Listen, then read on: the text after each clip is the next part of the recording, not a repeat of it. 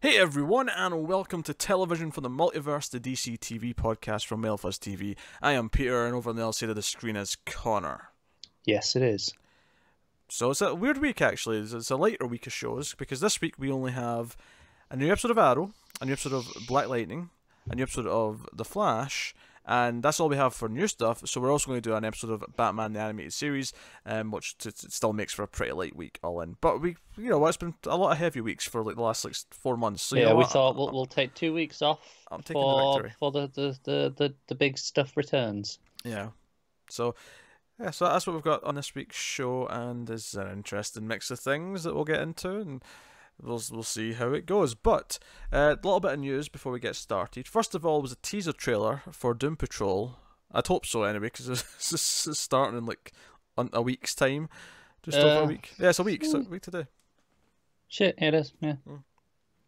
So we'd had like the briefest like character portrait thing before. Yeah, they were like 10 seconds, right? Yeah, this was a 30 seconds spot, which is meatier than we've had.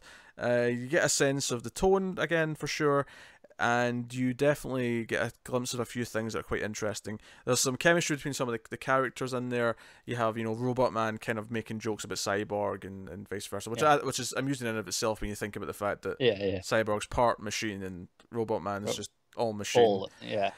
But so you get a glimpse of them. There's a bit of a roll call. You see Crazy Jane, you see, Elasta Women, all the rest of it. Yeah. And I think the most interesting part though is the glimpse of one of the villains in this episode, because it's funny because right now we're reading the first volume of Grant Morrison's Doom Patrol, because we're doing that in the monthly Patreon episode for Comics from the Multiverse. Yes. And as I've been reading that, I've been saying, I wonder if any of these like plots that are in this volume will show up in the show. Clearly they are. I was like, is Scissorman going to show up, or the Brotherhood of Data? Now the Brotherhood of Data might not show up, but Mr. Nobody definitely is. Yeah, with a interesting visual effect, which was always going to be the case. Well, yeah, because you can't just do him like he is in the comic, because in the comic he's like a abstract painting walking around. Yeah. So you always get the sense that there's bits of him missing, which they've kept in this version, but no matter what they were going to do, it was never going to be the same as the comic. They had to do their own live-action version of it. Absolutely, and that's not a criticism. I want to see it properly, because there's only literally a couple of seconds. I do think as a teaser, this is quite good. Mm-hmm. For 30 seconds, it did a good job of conveying me the tone, teasing it, showing me the villain, a few things. Do you know what I like about it? This is just Doom Patrol as a concept in general, but this is there in this teaser. Is this idea that this is a bunch of misfits who really shouldn't be saving the world, but somehow are lumped with doing it anyway. Yeah, but it's fine, because Justice League 2020. And that's your one big joke in the trailer, is Robot Man's apparently campaigning for being on the Justice League in 2020. As if there's elections every 4 years for Justice League. Yeah, well, this is the thing. Is he campaigning to be on the Justice League? Or is he just like, Justice League 2020, that's what you get in the next movie? I think he's wrong. I don't think we're getting a Justice League movie 2020. So do I. I think he's being ambitious. No. I think he's yelling in a campaiging way. Like, I do as well. We're going to be the Justice League in 2020. Yeah. As if people vote for it. Like, come 2020, we're the Justice League. It's bizarre, but so that teaser looks good. We were quite positive on the Titans episode that was Doom Patrol focused, and the one thing that we really didn't like in that episode has been replaced. So yes, because now we have Timothy Dalton as Calder instead. Which I don't recall really seeing anything of him in this trailer. No, there's a quick glimpse of him in a car. He's in a car. You see him, but doesn't he have any dialogue? Did he? I don't think so. No, I'm sure I'd have recognised his voice. Yes. Well, he's a slasher. He is. Prices. So our quick bits of news, just a couple of bits of casting. One for Arrow here. Rachel Skarsten maybe, has been cast as Alice for Batwoman. Interesting. We won't go too far into. No, but we were expecting Alice to be the primary antagonist for season 1. It makes a lot of sense to do that. What did they give as the official description? Batwoman's primary antagonist, and then in brackets and something. I'm going to not say that though. I feel like that's. No, I think that should be kept under wraps. People can find people if you want to know. You can go to Wikipedia pretty easily. Yeah, you can go find out all the secrets about Alice if you want to, but for the sake of people who don't know that from the comics, I'm going to not tell you. Yes, because I am part. assuming that will be a nice reveal. Yeah, it's interesting. Yeah, later on, like someone was quoted to say, if Batwoman had a Joker, it would be Alice, and I guess that's kind of right, but I feel like that's such a lazy thing to say. Yeah, it is. Every superhero should have an arch nemesis. Doesn't make them all the Joker. I No, wouldn't of say course that not. Superman's Joker is Lex Luthor. I'd say that if Superman has a Joker, it's maybe Mixie. But even then, it's not like a... It's so different. I Yeah. don't think Superman has a Joker. No, I don't think so either. Yeah, so that's a lazy comparison to make. But we were expecting Alice to be this. Notably, this actress actually played Black Canary in Birds of Prey, the 2002 WB TV series, Okay. which had Dina Meyer as Oracle, which is not bad casting actually. I only ever saw the pilot of that show though; it wasn't very good. Well, I'm not surprised. But it did have Barbara Gordon in it, which is more than I can say for a certain Birds of Prey feature film that's coming up soon. Yeah, which I'm not ready to condemn just yet. Hey, it may be good. It may be a good movie on its own, but having Birds of Prey without Barbara Gordon is just sacrilege, quite frankly. So I'm not opposed to it. I'm never giving it up.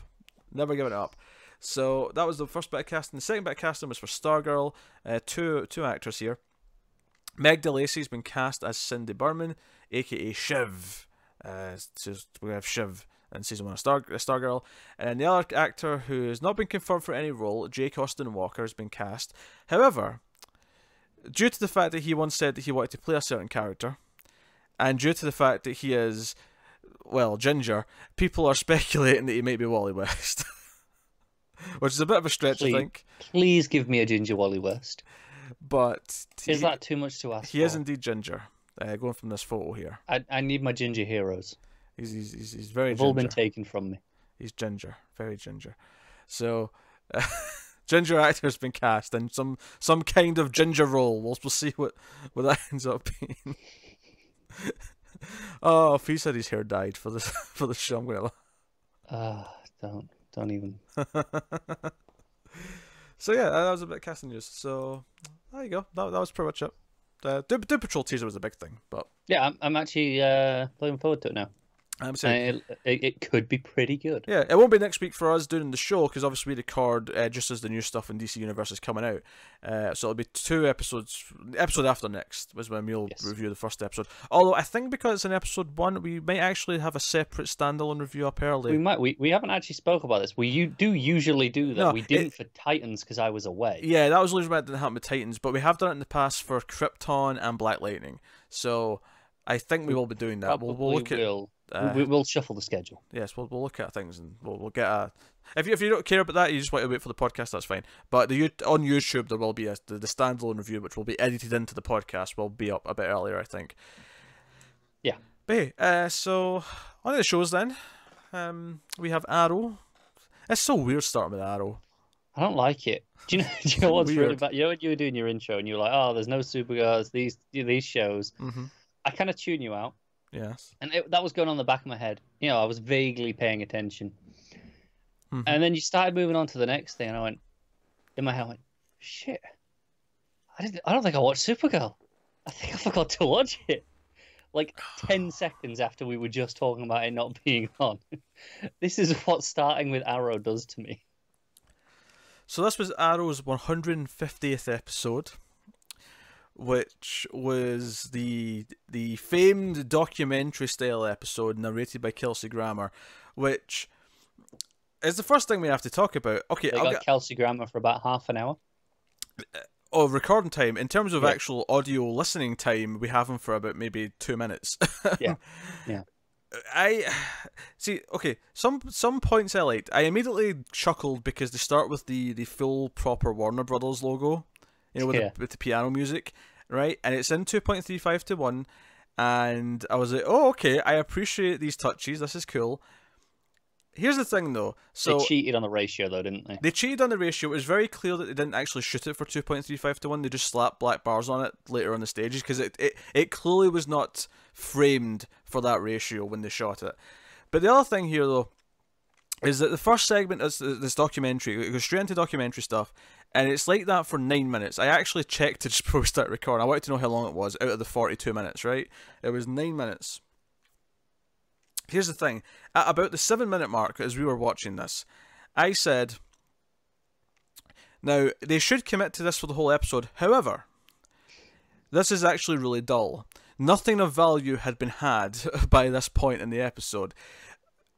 At this point, it felt like just an excuse to have a couple of actors back, because there's a little bit of Lance. You got one scene of Thea. One scene of Thea, there's one scene of Roy, there's one scene of Ragman. Oh yeah, Ragman's there. Ragman was... I will say, though, you said there was nothing of value. It did give me possibly my favourite laugh of the season, which was Diggle's segment, where it showed, back in basically the first episode. Him being, he goes, no, he's no hero, and it just cuts to him going, well, that comment didn't age well. Yeah, okay. Well, I actually thought of some funnier stuff later in the episode, but that's fine. Okay, that was more intentionally funny though. Sure. That was supposed to be funny, and I to be fair, what I'm thinking of was intentionally funny as well. I may have been too drunk by then to have any idea what you're talking about. Although I did make it through this whole episode this time. You did indeed. Because we got to about 7 mark, and I was like, this is actually kind of tedious to watch. It feels like there's no real thing. I didn't feel like I was getting anything out of it. It felt like just fluff. It felt like we're doing this for the gimmick of doing a documentary episode, and there was no story actually being told up until that point. And then around the 9-minute mark, it switched to actual and show, normal standard episode stuff. Yeah. And I thought, oh, good, finally, yeah, it's okay. We're not doing the documentary thing all episode. And then after a couple of minutes of regular show, I went, wait a minute. Okay, we'll probably cut back to the documentary here or there, right? And we did. There's a couple of other times we cut back to it. Briefly, though. But I had this double-edged, sword kind of thought in my head where I was like, on the one hand, I'm disappointed they didn't commit to doing the whole episode like this, because I feel like that would have been an interesting challenge to create an engaging episode out of the documentary. On the other hand, they're not up to that challenge. But on the other hand, they're not up to that challenge. But at the same time, it's an all or nothing thing. Like, what we get just having these shorter sections, although the first section is actually quite long, but the documentary stuff in this entire episode is worthless. You can cut all of it. It's useless. Yeah. It's all useless. There's the only good thing that comes out of it, honestly, is when they're actually filming live in a couple of the scenes, that the camera crew is there with the documentary director. And it's the scenes where Curtis realizes they're being filmed and starts acting up for the cameras because he really likes the idea of being on TV. And he starts talking about how they're heroes, and he shouts suit up. And my favorite part of it, though, is when he's telling them the plan, because he's like, here's tech things that are happening.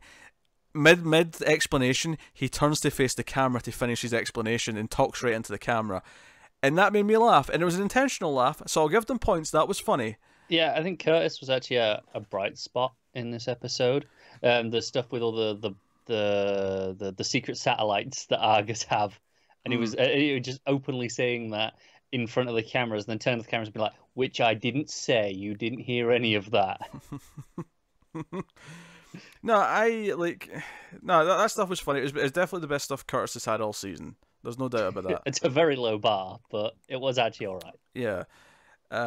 So ultimately, this episode exists to get the team back together, because obviously they've been all kind of separate since last season because of the whole jail time and them all being barred from being vigilantes. Yeah, which I have to say, I do appreciate that it's taken time. Like, it hasn't just gone 2 episodes later.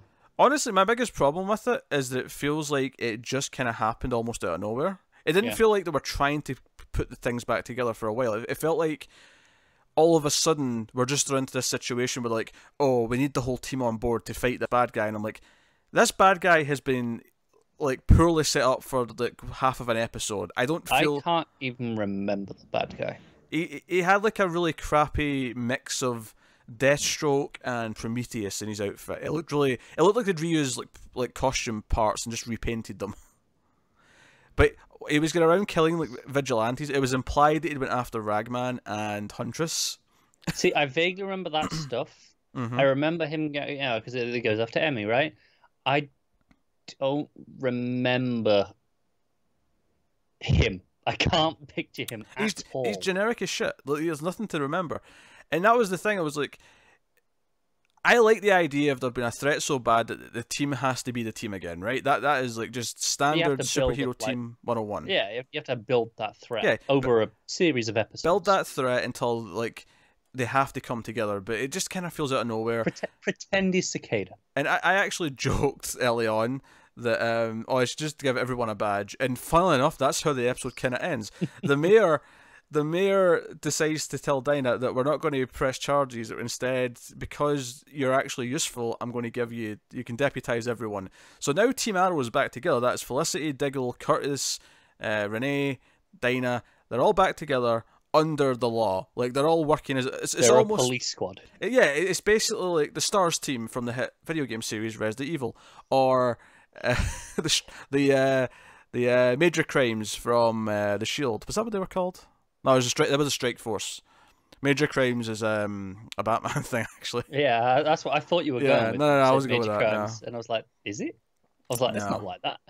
I'd love to do a reference to the hit television show Buffy the Vampire Slayer. It's not applicable here, though. But funnily enough, the one thing Buffy, and even Angel for the most part, I mean, Angel had a cop character for a while, but they never really explored inside a police station too much. The closest you would get is the Riley organization stuff.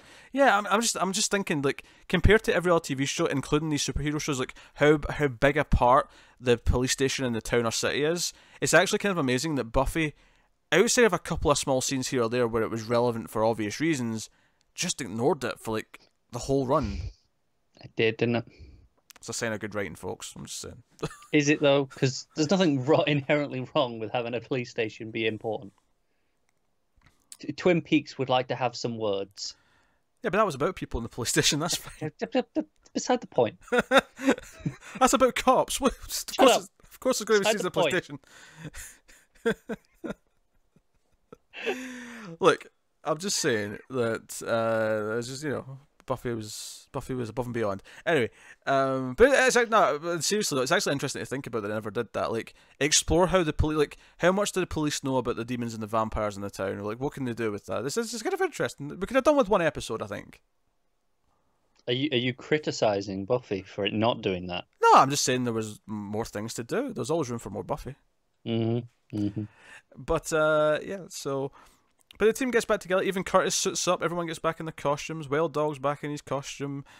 Although, actually, best laugh of the episode, even though I love the Curtis stuff, might be so Emmy gets hurt a little bit by Villain Dude. Yeah. And, Renee, who helped patch up, comes over later on, and he's coming in. She's being all stubborn about something. He's like, huh, you're being stubborn too. Are you sure you and Oliver aren't related? Haha, chuckle. And she just kind of pauses and then turns around. It's like, yeah. Actually. FYI, Rennie. FYI. Sure. I'm going to give this credit. There was a lot of funny moments. I don't, the bit with Zoe and. Oh, that's true. That was also funny because William was back. What's the kid's name? William. Thank you. Well, William's back, and he's pissed because he wasn't coming home for Christmas when every other kid did. This might be some of his worst acting yet. Do you know what? He came in the door and the camera was there, and he looked kind of uncomfortable with the camera, and I thought, yeah, that's natural for you. You're very uncomfortable with the camera in your face, clearly. But I thought, okay, now this is probably the most natural acting he's ever done. And then 2 scenes later, he's arguing with Felicity about being left behind, and he is just the worst he has ever been. Like, he's actually gotten worse somehow since the last time we saw him. Yeah. It's that time off. He's been out of practice. What's funny though is him and Zoe, the actors, are both in that age range where they're both having growth spurts. Every time we see them, they feel like they've grown a foot. Especially her. So, but yeah, so he goes over to see Zoe, and Renee's like, "Wait, you two know each other?" It's like, "Yeah, I mean, Felicity set up a thing so we could text while I was at school." We text, yeah. He's like, "Oh, how long has this been going on?" He's like, "Yeah, you're going to study? You're going to do biology? Yeah, you can go do that in the living room. I'll be in the next room cleaning my gun." And he just walks off. And I actually think this is funnier because we know he's gay. I think it's even funnier because we know there's no risk of that. Also really funny that I'm like, yeah, do it, Renee. Shoot him. Shoot the little bastard.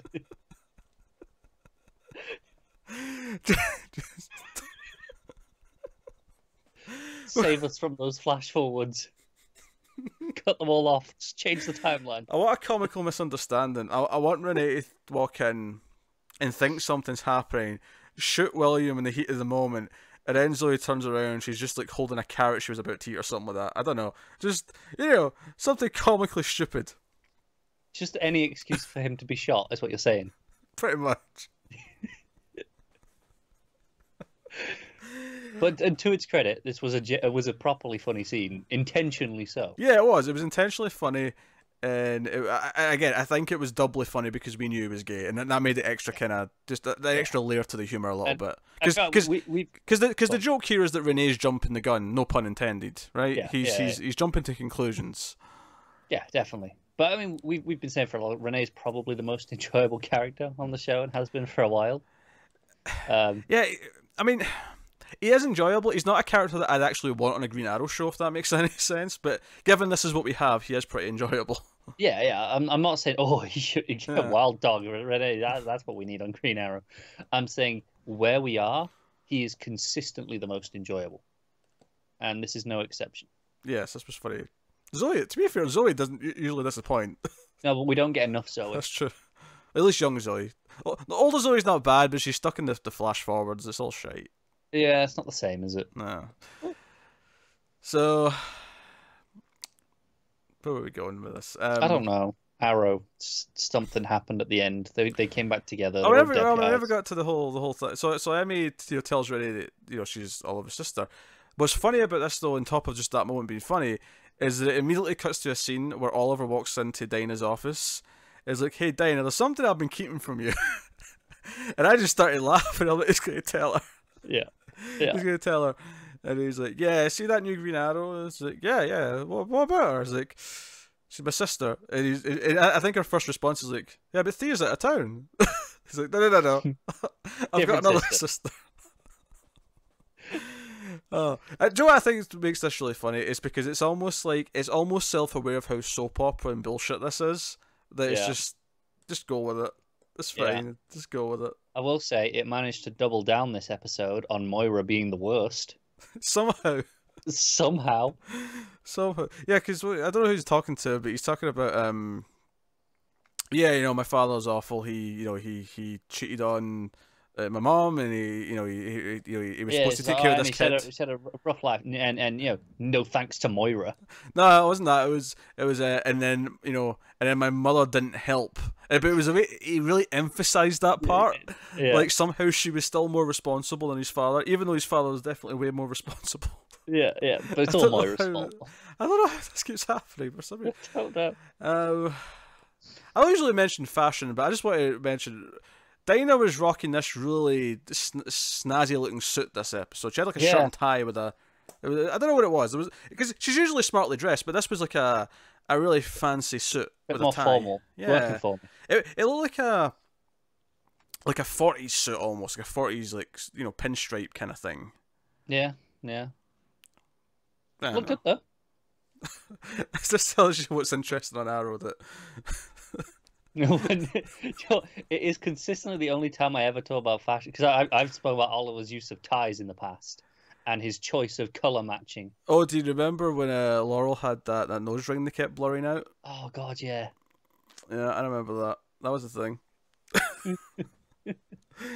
Arrow Fashion Watch. Join us next week for more Easter eggs and hints and opinions on the fashion world of Star City.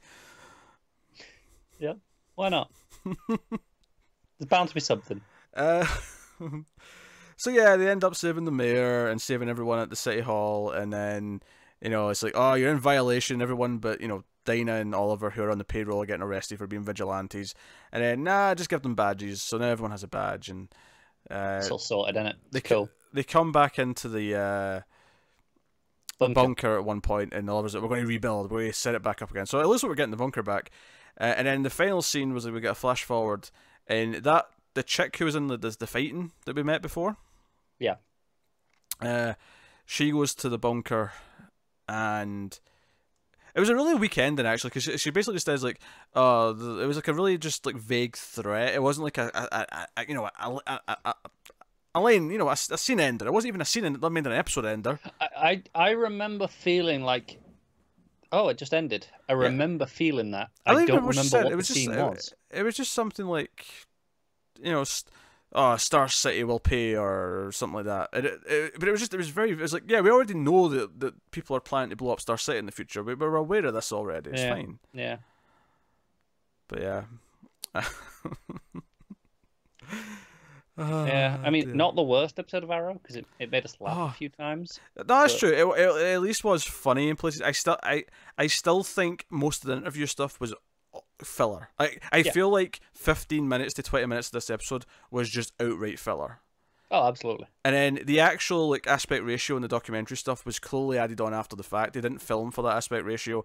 The scan lines they added on looked really cheap and obvious. They did, didn't they? I remember saying it looked like when you're in the harsh sun and you have blinds on your window, and it makes those really obvious black lines when you have them like open, right, but still down.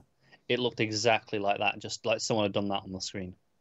Yeah, it didn't look like natural scan lines, I guess is what I'm saying. Yeah, they interviewed Diaz. Like, even Diaz was interviewed at some point. Yeah.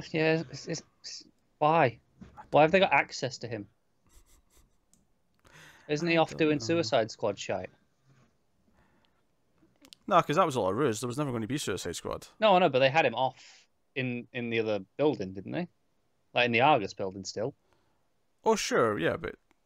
They still took him out of the prison and put him in the Argus building. Yeah, but there's no Suicide Squad stuff of any kind. But yeah, but these interviews were spreading over years. They could have interviewed him when he was still at the prison. That's true. We got Sin back. Oh, that's right, the short-haired chick. Yeah. Who was there for like, what, 4 or 5 episodes in season 2? I think it was more than you remembered. She was in season 1 and 2. Was she? Yeah, she was around for a while. All right, okay. She was around for a while. Fair enough. I mean, she clearly didn't make that much of an impact on me. She did disappear very suddenly. She reminds me a lot of Kate from Angel, which is a spin-off, of course, of the hit television show Buffy the Vampire Slayer, where she was around for season 1 and 2 and then just disappeared without a trace.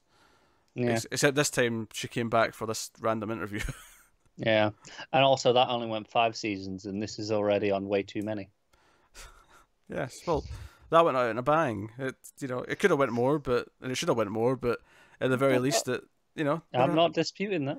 Never had a season as weak as any season of Arrow. No, it didn't. That's right, folks. I'm saying Angel season 1 is better than the best season of Arrow. I'm saying it, and I'm sticking to it. Fair enough. Because I had Doyle. That's the thing you want to stake this on. Not just that, but I think it's a pretty big deal. Doyle's a fantastic character. I love Doyle. Yeah, fair enough. Was there anything else that happened in this episode? I can't remember. I don't know. I was drunk. It's all just this blur of nonsense. Oh, they interviewed Barry at one point. Barry got a little cameo. Yeah, weirdly. And he had to pretend that he didn't know that Oliver Queen was a Green Arrow until it became public. Yeah, it was like, whoa, what a shock. Yeah. All right. We'll move on. I'm waiting for it to have a week off when other stuff's on, so that my liver can have a break. That'll took us on though. I said that weird. That'll took us on though. Took us on. That'll take us on though to Black Lightning season 2, episode 12. It's called The Book of Secrets, chapter 2, Just and Unjust. So I mean, we're still kind of dealing with the aftermath of everything. This is Khalil's dead. The funeral happens at the end of the episode, and it's kind of everyone moving on and dealing with the aftermath of that. I would get this out of the way first. One of my biggest criticisms with this episode is in the way that this arc is titled. As it's clearly there because it's not a filler arc in the sense of this season's been split up to the different the different book arcs, and it's not that this is filler material, but in that it doesn't feel like an arc in any of the way the rest of them did. It feels like here's a few things that we've got to do before we get to the final one. Yeah, I think that's fine, though, to a point. Yeah, it is. It's just a little bit frustrating in that they couldn't find a way to do it a bit more naturally and in keeping with the structure of the season. Yeah, I mean, the first 3 were kind of like that as well, so I mean, I'm not going to be too harsh on it. The first 3 felt like, no, okay, I understand why this is an arc and this is an arc. This one here, I'm like, it's just a couple of episodes. No, this one escalated quickly, though, because, the opening scene, it's Nissa and Lynn just walking back from the store, And then all of a sudden, Nissa gets shot, and then these guys try to kidnap Lynn, and it's like, what is happening? Chaos is ensuing. Yes.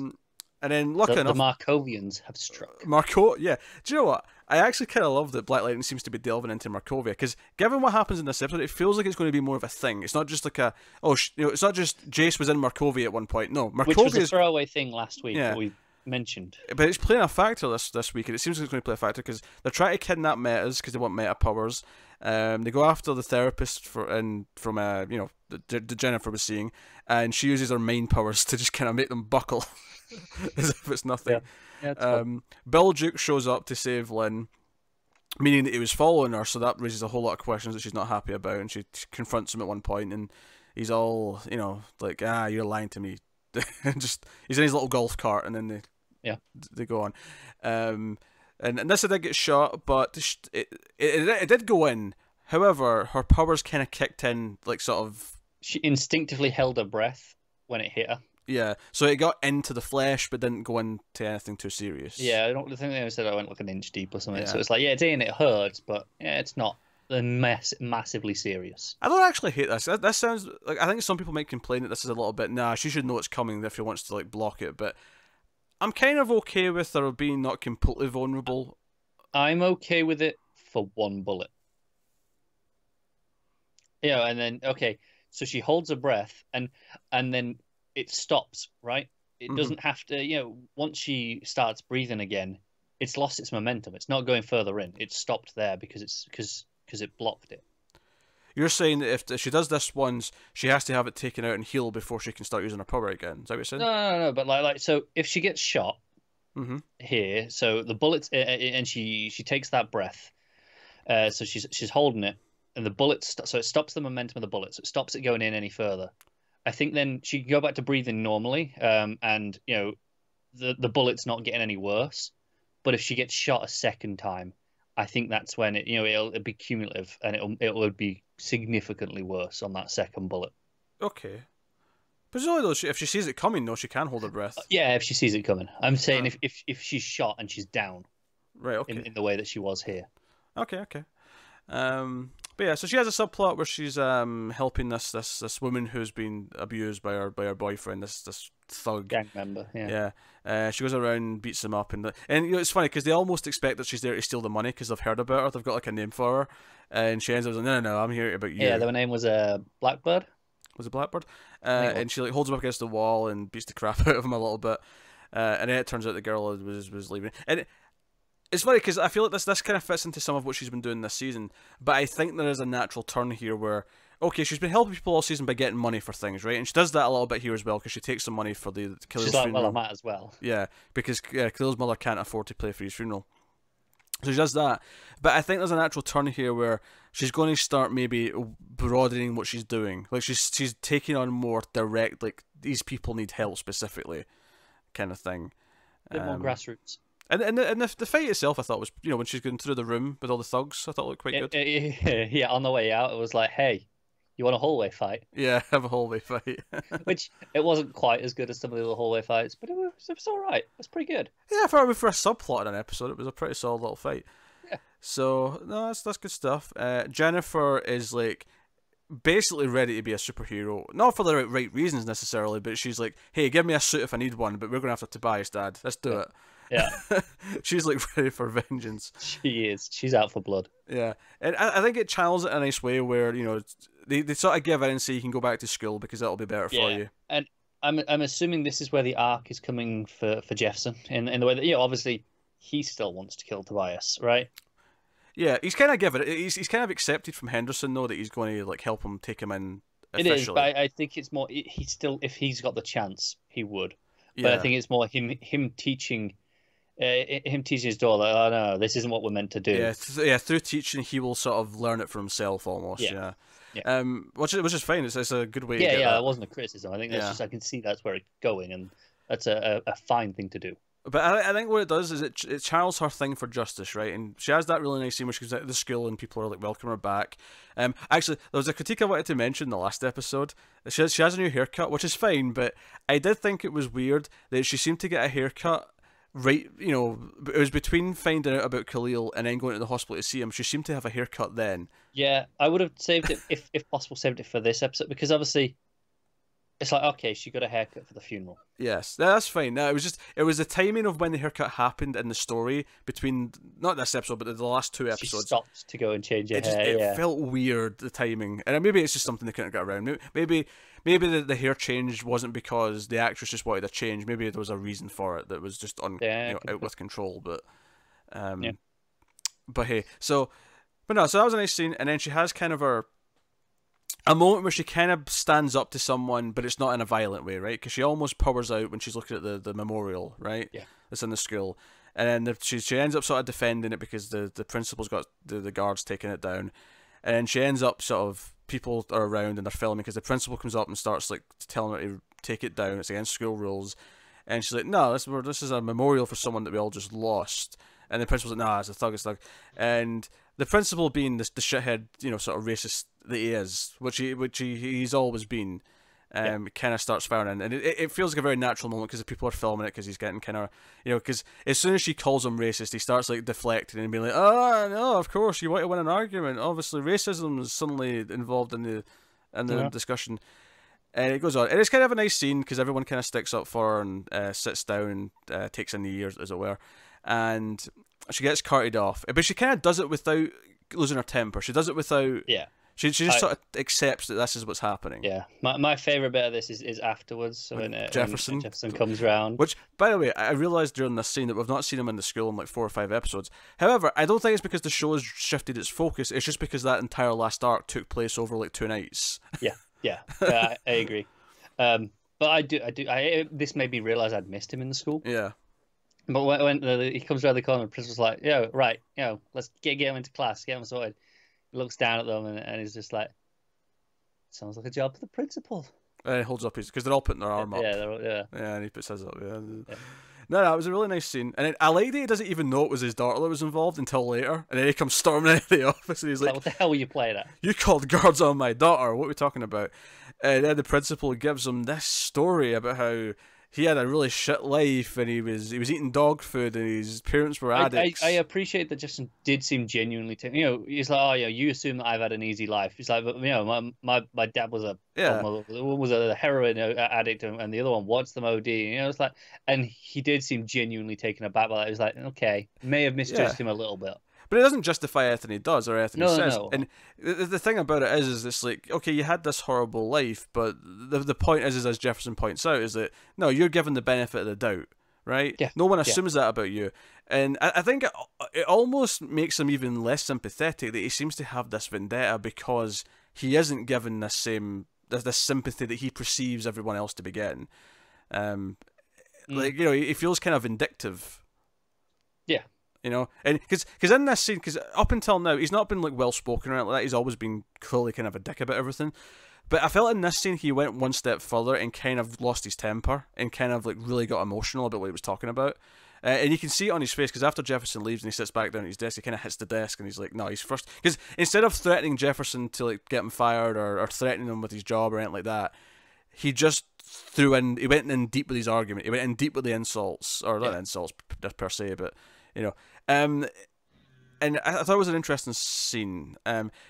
It made him interesting in the sense that he's not just racist; he's racist with a bit more of a particular angle on it. Yeah, it made it more interesting for sure. Like I said, I appreciate the way that Jefferson reacted during all this. Like he recontextualized it on the fly. Yeah, he didn't just pretend that what he was saying didn't matter. It did. It changed his. We're saying, it made it more interesting to us. And Jefferson took that in as well. It changed his perspective on the approach that he took to argue with him.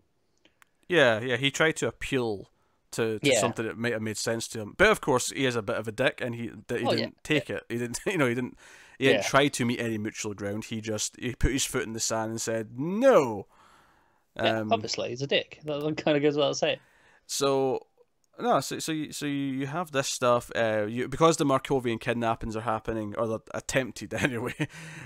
Jefferson's looking into it, especially since they tried to, kidnap his wife and shot his daughter. He's very upset about this at the start of the episode, as you'd expect. Understandably so. Yeah, and he's out looking for them. And he gets enough data to give Henderson some stuff to go and arrest some people. Mm. So I love when I get to say this, and the episode.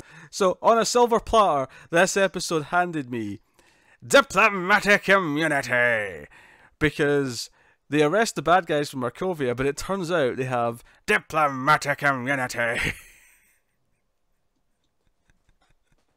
As soon as this happened, I was like... In a text. He tells him in a text before he goes to the funeral. He tells him in a text, and...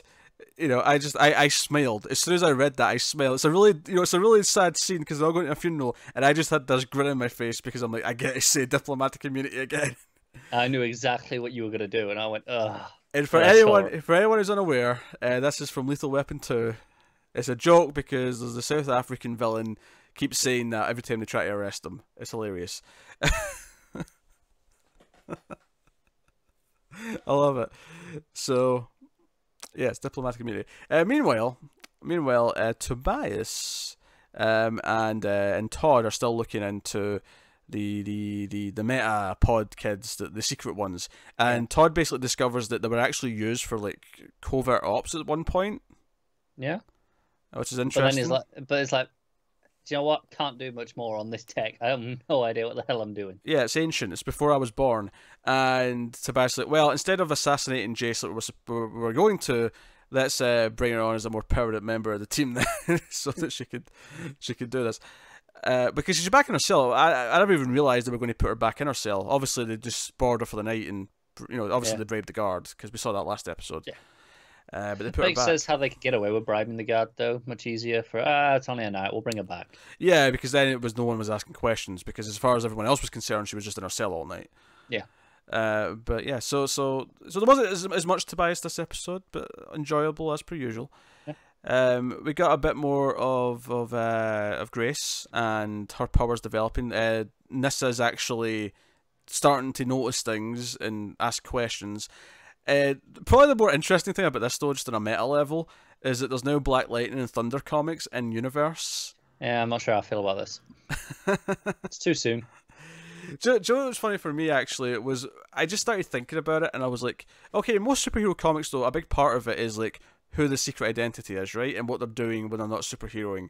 In Universe, they can't do that, because they don't know who they are. They can make someone up. I mean, they could. Yeah, they could. But she's reading her comics. And I did notice the one she was reading had an ad in the back for a Supergirl, the movie Blu-ray. And I was thinking, okay, so clearly they've just picked up some comics here. And, real comics. Yeah. Yeah. Although I don't know if Thunder ever had a comic. Maybe she did. But because the Thunder one especially looked like it was based on her. Like the art looked like it was her. It did. Just wondering if there was a variant with her on it, like, when the show launched.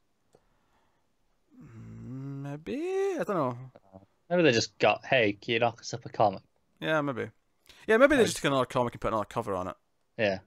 It's entirely possible they just did that, and that's why it's still got the ads in the back and all that. Am I the only one who found it weird that she had a key to Grace's apartment already? Seems quick. Grace is like, oh, I'm regretting giving you that key. I'm like, whoa. When did they get to the point of... No, she said she didn't regret it. No, okay, but whatever it was, the point was, I'm thinking she said it, regretting jokingly, like, same meaning, but I'm like, when did we get to the stage of they've got keys to each other's places? Especially when later on it establishes, it's like, do you know what, you should probably meet my family, but I've got a key to your place. It's cool. Like, you think it's weird that someone's got a key before they meet their family? Yeah, I do. I don't know. Having a key to someone's place that you can you just let yourself in at any point is usually quite a big step. I think meeting someone's family is usually much earlier on the list of things that you do.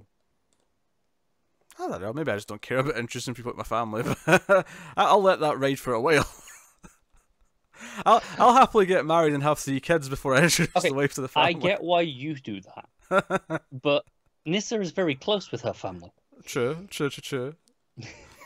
I don't I don't know. It never struck me it- as that weird because we'd seen that the relationship was progressing off camera the last few times we've seen it. We had. I didn't realize it had got that far though. This felt like quite a jump to me. Yeah, it didn't really bother me. Yeah, but yeah, Fair enough. that's stuff out. Yeah, so she's noticing things. Her eyes changing, and Grace kind of freaks out and leaves. So it leaves her in a weird place. Yeah, she runs off at the end. So yeah, that is the gist of it. But yeah, so I think we're definitely building to Jennifer getting her power, and Lynn's kind of taking it hard that now both of her daughters as well as her husband are all putting on suits, or at least will be soon, and going out and doing superheroics. And she's like, I'm the normal one in the family. I feel weird about it. Because her and Jefferson have a couple of almost fights, I'll call them. Mm. They're not quite a little bit frosty. Yeah, a little bit frosty. She kind of turns it around though. Although she's clearly, I think she's borderline on a drinking problem now at this point, because she was fairly reaching for that booze in an unhealthy way, if you know what I mean. Yeah. I was like, I've got pain that I need to dull, and she's doing that a lot recently. Yeah. I get it. I watch Arrow every week. Yes. You also have a drinking problem though, so I don't know what your point is. I know. I've said this, but I don't have a drinking problem. I have an Arrow problem.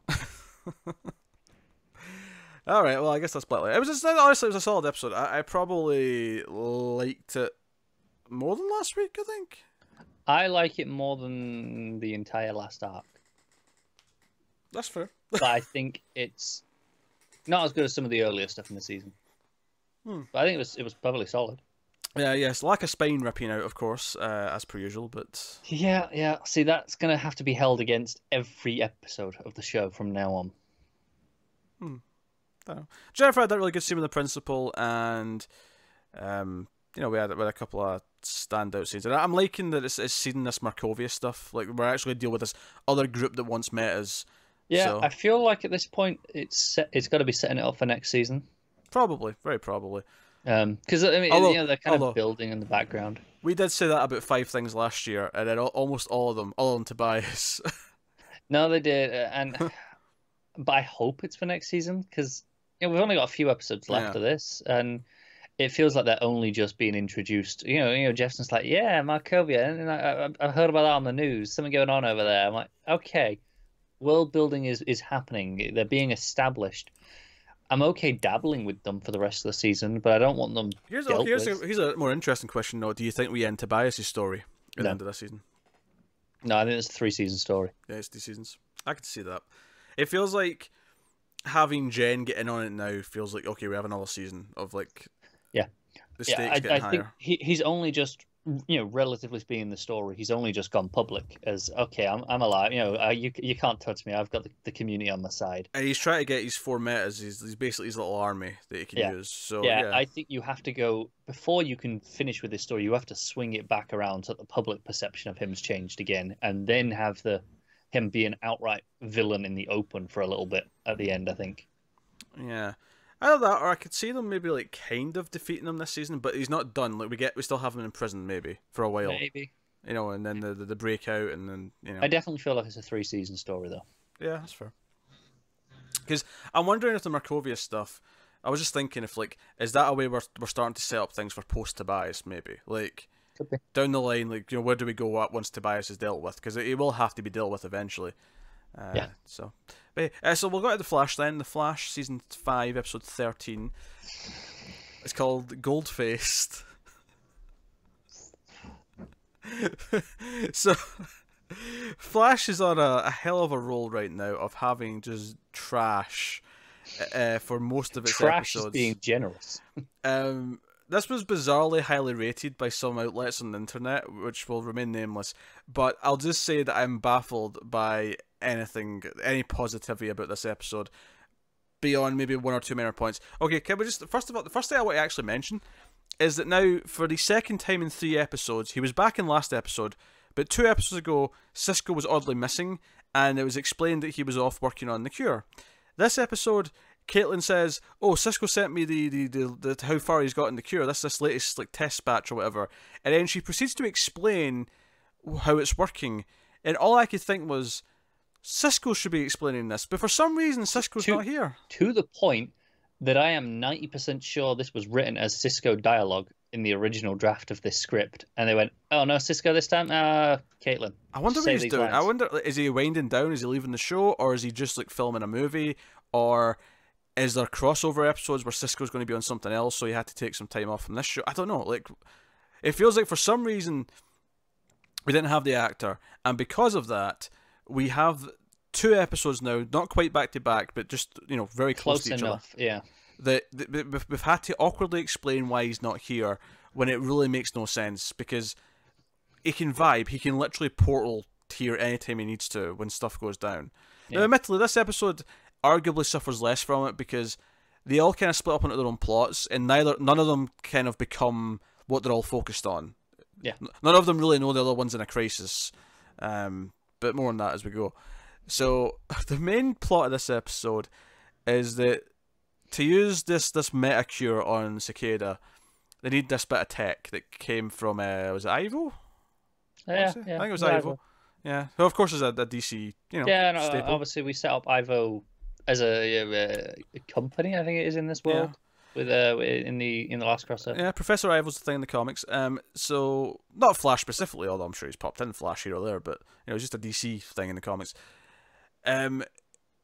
So basically, Ralph goes to he's one of that drunken Scottish guy that he knew for intel, and they end up going undercover as black market purchasers to try and buy this tech from this guy named Goldfaced, who's basically this season's Amunet, but instead of metas, it's just like high-tech stuff. Yeah, and Barry is shite at this. Barry's terrible. They immediately get suspicious. He then pretends to be this big bad called the Chemist for some reason. The Chemist. I get it. He wants to I get it. I just I don't know. I laughed. So, and they're dressed in these ridiculous black suits with these chains on, and they're out the 80s. Except the fact that they're not colourful enough. That's the only thing. The suits. It reminded me of Smallville whenever it did him in the black. Because I said it looked like Miami Vice, but just without the colour. Yeah. Because it's like 80s style chains they've got on, but yeah. So so this plot was just, it was just tedious. It felt like, why are we spending time in this? It felt like just filler, like just because they don't even get the device in the end, which is the weird thing. They actually fail, and most of it's just Ralph's like, "Oh, Barry, you can't do this," because basically Goldface is like, "Oh, if you guys are this good, you can help me with this heist later on, because I really steal some tech. It's this printer from a hospital that does organs," and they're like, we can't help them steal this, but we're going to have to pretend to at least. So Ralph locks Barry in the truck, and then Barry eventually gets out. And they've got meta dampeners on. Should point out the whole time. Yeah, as soon as they show up to the black market, it's like, in case you're metas, we're putting these dampeners on you, so they have no powers. Which leads to this ridiculous scene where the two of them with the laser guns, because they've all got laser guns, right? But they put theirs on stun because they're good guys, obviously. And they have this shootout where they go through the building, the hospital they're in, and just take out all these bad guys. And I'm like, since when were Ralph and Barry this good with guns? And it's I mean, I with know no powers. There's always plot force going on, right? As to why your heroes don't get hit with the guns. But at least put them in cover. This literally puts them on a staircase in the middle, and then you have all these guys on a balcony above them shooting down at them, missing. But Barry and Ralph are hitting all of them. Yeah, they're just back to back, kind of spinning around as they're walking through the hospital and doing very well somehow, even though neither one of them have this skill set and never have. So I don't know what to tell you. It just ultimately felt pointless. Goldface was kind of dull. Like again, I think it does feel a bit too similar to Amunet. And while we don't have the horrible accent to distract us, it's somehow duller. Do have the horrible gold. Yeah, it's because it's part of his face gets ripped off, and you see the gold underneath, and it's like. And then he messes about with a chain at the end. Yeah, he's got like a gold chain that he's whipping around, and then Barry kind of tricks him into electrocuting himself, and some of his gold melts out of his face. Although he's still alive, they point out that he's still alive. Yeah. So that was it. I don't really. It was just dull. It was just a really dull plot. It was really not good. Less dull was Iris's plot. Not necessarily in the right ways. Not in good ways, but it wasn't dull. I'll give it that. No, it wasn't. For a number of reasons. So basically, she's looking into employees of the, where Cicada worked, right? She's talking to the boss man, and not quite tricks, but kind of, convinces him to give up the name of, like, who Cicada was and what his address might have been, where he was getting his mail. And it wasn't Cicada's place, it was his brother's, but we knew that. We knew it was his brother or his cousin's place. I think it was his cousin. Yeah. And Iris breaks in by herself, and of course, while she's there, Cicada comes home, and then she pretends that she was at the door, and she pretends she's a journalist, but she's pretending she's there doing a news story on the water in the area and how the water's been going bad and blah blah blah. And we have this scene where Iris is sitting at his dinner table, right, in the kitchen, and he's sitting there, and somehow, I don't know how this is happening, but every week Chris Klein's acting is getting worse. I know. I didn't think it was possible. Yet here we are. She's asking him these very simple questions, and he's like, "What's wrong with the water?" And he's making these faces. He looks like he's going to murder her. Even if she didn't know this was a supervillain, anyone who's in a room alone with this guy would be terrified because he looks like a psychopath who's going to chop you into little pieces. Yeah. Right? That's what he looks like with every single word that comes out of his mouth. In this really not pleasant looking house, to be quite honest with you. It's very badly lit. Yeah, it looks like a serial killer's den. That's what it looks like. It does. And Iris, she when she had to improvise and pretend she was just coming in the house when she made the noise, her bag was already in the living room, right? So when she picks that up to leave at the end of this interview, he's like, "That wasn't here when you came in. You weren't holding that when you came in," and it becomes this little thing. Yeah, and I didn't appreciate that she immediately ran because that confirms it. Bluff it. You just like, yeah, it was. You just maybe you didn't notice. Mm-hmm. Should at least try. So then we have a scene where Iris single-handedly wins a fight with the main villain of the season, this villain Cicada has single-handedly again taken on the Flash, Killer Frost, Plastic Man, Cisco, and XS. Yeah, all of them. He's taken on like half a dozen metas at once, and won repeatedly. Iris wins a fight with them with a pen. Look, so the internet kind of hates Iris, right? And we have stuck up for Iris for a long time. I would still stick up for her generally, but this season has two examples of for some reason this season seems to want to try and convince us that Iris is great. We already liked Iris, but the two things that it's done this season, the first one was jumping off the roof. Yep. To dive for Barry, right? That was ridiculous. And now she single-handedly beat the supervillain that is taking on every other hero in the show. It's too far. They're both bad in different ways, though. Yeah. The jumping off the roof is bad because it's like, no, this is just physically impossible. No human, but Supergirl can do this, sure, but everyone else. Yeah. And it's not even that it has to be realistic. Like, if this was an action hero who'd been doing unrealistic shit all story, I'd be fine with it. But Iris has been here for 5 years. She's never done anything like this. Whatever. Yeah. This episode, though, it's not so much that anything she does in this scene actually feels that bad. In terms of, if you look at the scene in a vacuum, right? If she was in a room with a dangerous person, her wiggling her way out and just stabbing him in the right place with a pen, this would be a fine scene of someone getting away from a killer, right? This would be fine. The problem is the context. The problem with the context here is that this guy has defeated every other single character on the show at the same time. Not just one by one, at the same time. And this is the thing, even if you tell me, oh, but he took away their powers, so we just had a whole episode with Barry and Ralph without the powers being perfectly capable. Overly capable. Overly capable, yes. Yeah. I laughed out loud. How are we still doing Cicada? I was laughing so hard during this scene. As it was becoming clear she was going to get away on her own. There was not going to be any everyone has to show up to save her because Cicada's this dangerous. It was just a quick stab with a pen. Oh, he's got a weak spot in his chest. Okay, that's good knowledge. But it made everyone else look weak. Then the other plot is Nora with Sherlock, where she's actually talking with Thawne in the future, and then to distract Sherlock from the investigation because he's getting close, because she's eavesdropping and she knows that he's up to something. She's going to try and introduce him to a woman, so because he's obsessed with love. He's a bit of a romantic. And the joke is, of course, is that the woman that he introduces her to, and I say introduced to, we actually have to talk about how convoluted this is. Yeah. So apparently Thawne knows that placing a cup of coffee in the right place, which will make it spill, will make her fall, which will make Sherlock catch her like a hero.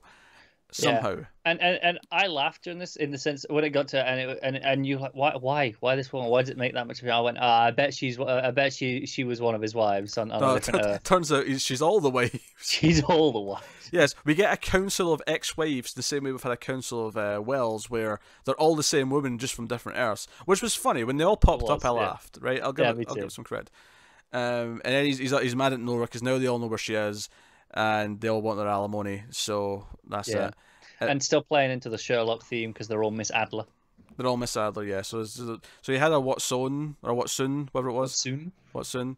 Yeah. And his wives were all Adler, so that's pretty funny. That's pretty funny.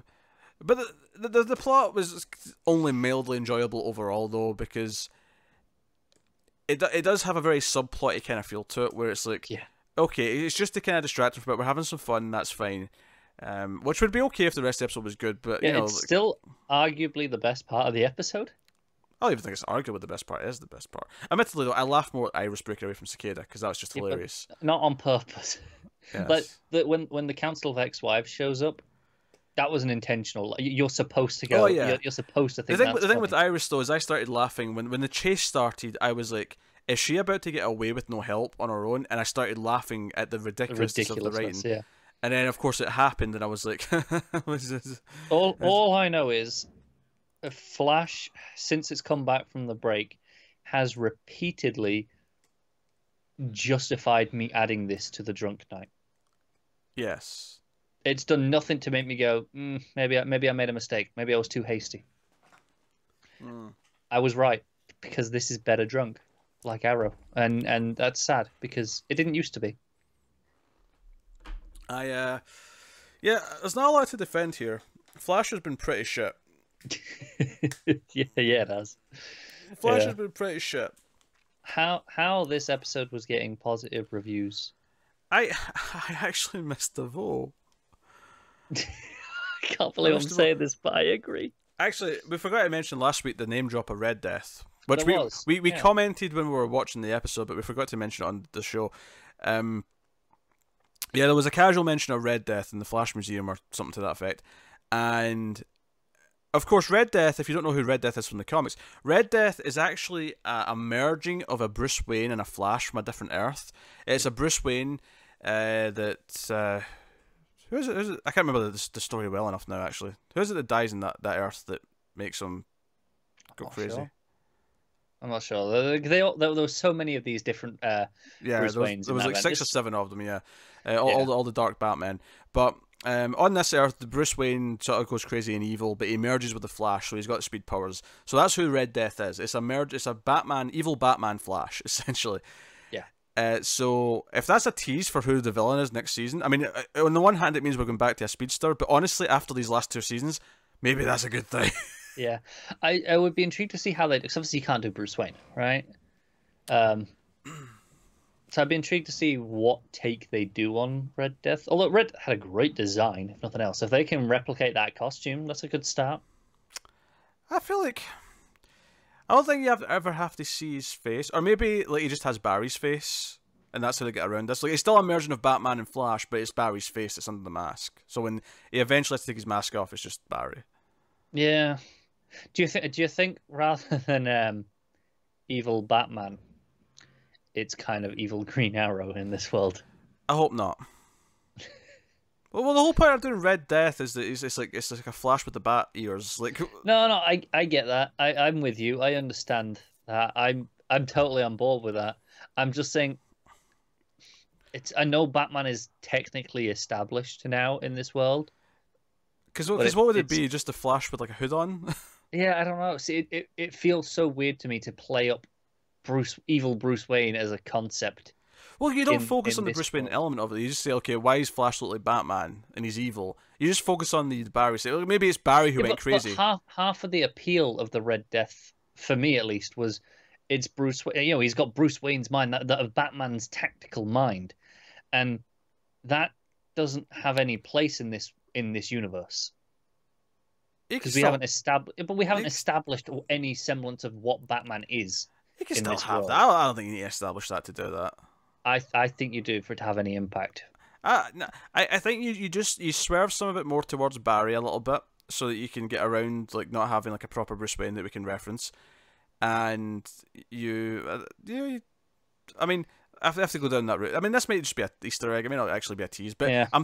The reason why I'm thinking it might be a foreshadowing is Because because they've done this every season for a while now, haven't they? it's not been every season, has it? They did it with DeVoe. I remember them mentioning DeVoe in season 3 before season 4. They did. I don't think did Cicada get mentioned last year? I think there was something. Maybe he did. Maybe I just don't remember it. I feel like I remember there being something to do with it. I'll tell you what for it. I can't remember, but Yeah. But so there's reason to think this might be them setting up next season's villain, but Yeah. we'll see. Yeah, Flash was shit. Yeah. Well, that'll take us on then to the final thing we're going to talk about this week, which is an episode of Batman the Animated Series. It's called The Underdwellers, and yeah, so it's a story about the Sewer King and all the children that he keeps quiet and thieving for him, living down the sewers with him, which he torments with his giant pet alligators, essentially. Yeah. And yeah, so obviously Batman catches kind of wind of this and ends up finding this kid who's doing this. Speaking of wind, yeah, you got wind blowing up against your window. Apologies, that looks like it might be quite loud. It's not as loud as you think it would be. I mean, you can hear it, but it's not like. It's really distracting me. So if I seem distracted, that's why. But so honestly, the heart of this episode is when Batman kind of like saves the kid and takes him back to the cave, and Alfred has to look after him. And the kid's not like used to a normal house. He's not used to using cutlery. He's obviously bit of a feral little bastard. The kids don't like light. They're used to the darkness. So he doesn't want to look at the window. He puts on his sunglasses right away in the morning.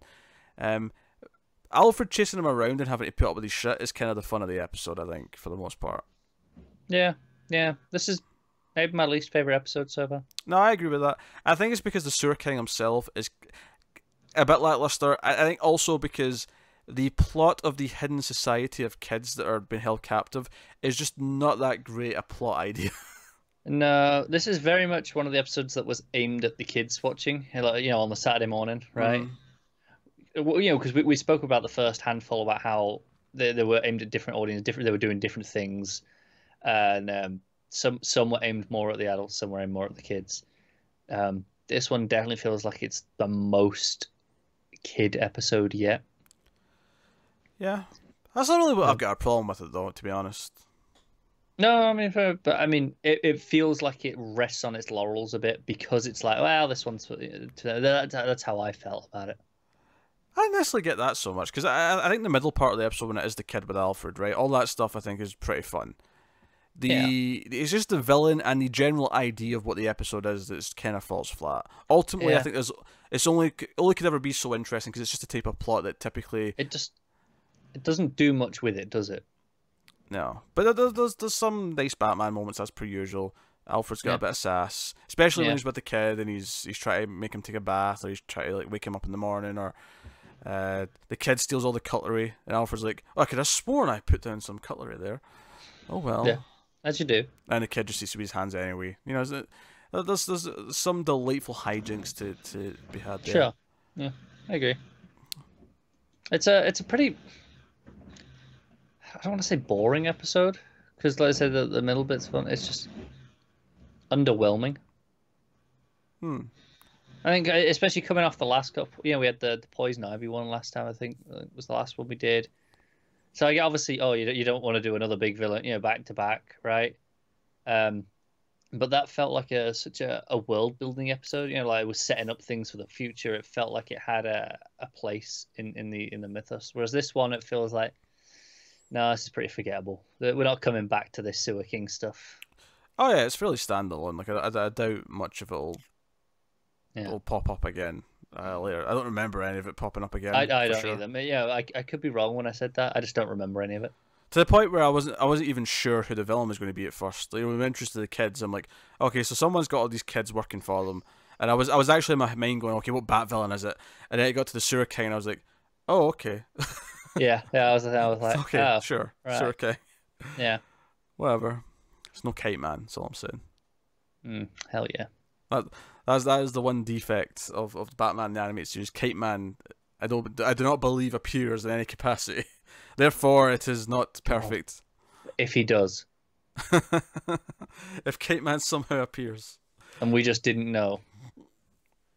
That'll be epic. I mean, did Kite Man exist at the time? I don't know. I have no idea. I'm gonna check. Where did Kite Man come into existence? This is the Kite important Man thing. Wiki. First appearance. 1960. Oh, there you go. Yeah, no, it was a Bill Finger creation. Kite Man can pop up then. There you go. Yeah. Kite Man can pop No up. reason why not. Yeah, that's what it is. Yeah. Don't have a whole lot more to add on the episode, to be honest. No, it's unfortunately very light episode with not much meat to it. I don't think it's a bad episode though. It's just kind of a. It's kind of a bit dull though. I mean, it has that bit in the middle with the kid doing wrong, but the stuff around it is kind of like, it's fine. It's an okay episode. It's like a 6 out of 10. It's fine. Yeah. Alright, so that actually wraps up the shows we're talking about this week. Bit of a shorter episode, but that's okay. We can use a shorter one once in a while. Back next week with a similar lineup of shows, I believe, unless we have not checked and there's other things taking weeks off. Should I quickly have a glance? Have a quick glance. What's on? Because Supergirl's still off for sure. Is it? All right, yeah, I think it was off for 2 weeks at least. One while they're checking Supergirl then. Flash is on. Arrow probably is, because they're not going to give us that mercy, are they? Yeah, Arrow's on. And Black Lightning must be on. That won't be taking a break, I don't think. I don't think so. That'll just run straight and then. Black Lightning's on. Yeah, Legends will be on afterwards. Alright, okay. Same lineup next week then. And then. I tell you about it may be taking a break after next week. So, same lineup next week, and then we'll be back the following week with the beginning of Doom Patrol. Yes, and again, if you're on the YouTube, Doom Patrol will go up early compared to this, probably not too long after next episode. Yes, but if you want to wait for the podcast, it'll be in the podcast. It'll be edited in, and then obviously the following weeks will just be in the podcast per usual as normal. Yeah. But that is us. So thank you once again. If you want to let us know in the comments what you thought of any of the shows this week, like and subscribe, all that stuff. We usually pick our favourite. I mean, it's obviously Black Lightning. It's Black Lightning, yeah. That's why we didn't even bother, because everyone knows. Black Lightning's the best one this week. It's the one that wasn't shit. Yeah, it's just the obvious choice. It didn't even need to be that good to win. Well, here's the thing, though. Arrow was better than Flash this week, and I don't even think it's a competition. No, it was. Because Arrow was bad, but it did at least make me laugh, whereas Flash made me laugh once really hard, but it was very unintentional. Whereas Arrow did have some unintentional laughs, but it also had some intentional laughs. It did, to its credit. Yeah. So I have to give that some more props. But hey, so that's that. So you can get us on Patreon at patreon.com/MailedFuzzTV if you want to support the channel and everything we do. All the shows we have, you get some bonus stuff, you get some stuff early. You can go over there and do that. You can buy some merchandise should you wish. There's links in the description to both the US and the UK store.